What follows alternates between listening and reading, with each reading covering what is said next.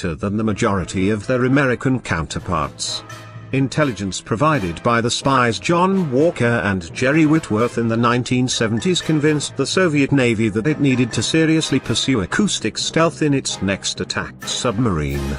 After the prolific Victor class and expensive titanium-hulled Sierra class, construction of the first Project 971 submarine, a killer shark, began in 1983. The new design benefited from advanced milling tools and computer controls imported from Japan and Sweden, respectively, allowing Soviet engineers to fashion quiet 7-bladed propellers.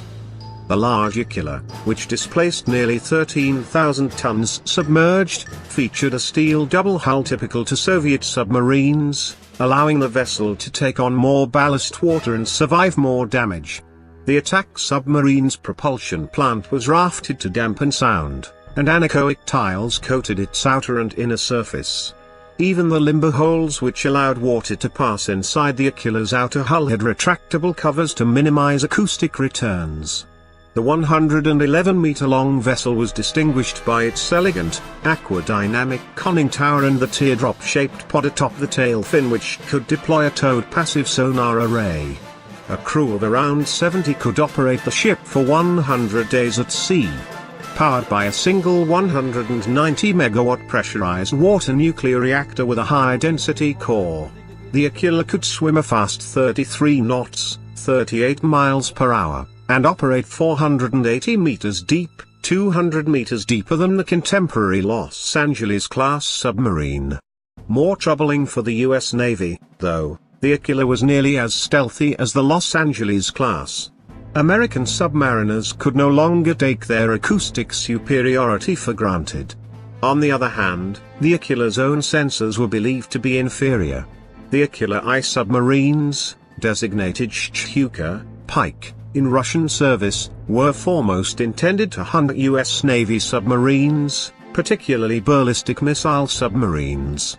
4 533mm torpedo tubes and 4 large 650mm tubes could deploy up to 40 wire-guided torpedoes, mines, or long-range SSN-15 Starfish and SSN-16 Stallion anti-ship missiles. The Aquila could also carry up to 12 Granat cruise missiles capable of hitting targets on land up to 3,000 kilometers away. Soviet shipyards pumped out 7 Aquilas while the U.S. Navy pressed ahead to build the even stealthier Seawolf-class submarine to compete. However, even as the Soviet Union collapsed, it launched the first of 5 Project 971 new improved Aquila I boats.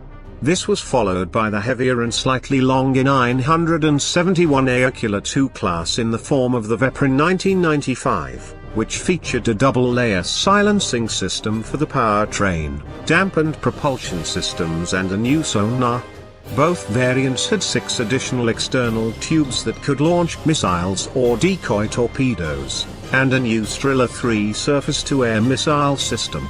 However, the most important improvement was to stealth. The new Aquilas were now significantly quieter than even the improved Los Angeles-class submarines, although some analysts argue that the latter remain stealthier at higher speeds. You can check out an Office of Naval Intelligence comparison chart of submarine acoustic stealth here. The U.S. Navy still operates 43 Los Angeles-class boats, though 14 newer Seawolf and Virginia-class submarines still beat out the Aquila in discretion. However, Russian shipyards have struggled to complete new Aquilas, which are not cheap. One figure claims a cost of $1.55 billion each in 1996, or $2.4 billion in today's dollars. The struggling Russian economy can barely afford to keep the already completed vessels operational. 2 Aquilas were scrapped before finishing construction and 3 were converted into Borak-class ballistic missile submarines. As for the Aquila II Vepr, it was beset by tragedy in 1998 when a mentally unstable teenage seaman killed 8 fellow crew members while at dock, and threatened to blow up the torpedo room in a standoff before committing suicide.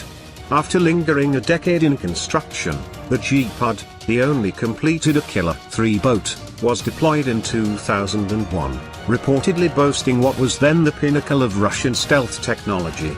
7 years later, Moscow finally pushed through funding to complete the Aquila-2 NERPA after 15 years of bungled construction.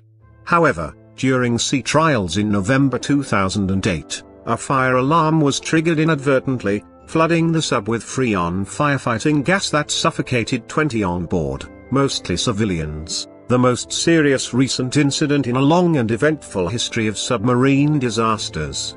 After an expensive round of repairs, the NERPA was ready to go, and promptly transferred on a 10-year lease to India for $950 million. Redubbed the INS Chakra, it served as India's only nuclear-powered submarine for years, armed with the short-range Club cruise missile due to the restrictions of the Missile Technology Control Regime. In October 2016, Moscow and New Delhi agreed on the leasing of a second Aquila-class submarine, although it's unclear whether it will be the older Aquila I Cachalot or never completed Aquila-2 Erebus, though the steep $2 billion price tag leads some to believe it may be the latter. This year, the Chakra will also be joined by the domestically produced Arihant class, which is based on the Aquila but reoriented to serve as a ballistic missile sub. Today the Russian Navy maintains 10 to 11 Aquilas, according to Jane's accounting in 2016, 6, but only 3 or 4 are in operational condition, while the rest await repairs. Nonetheless, the Russian Navy has kept its boats busy. In 2000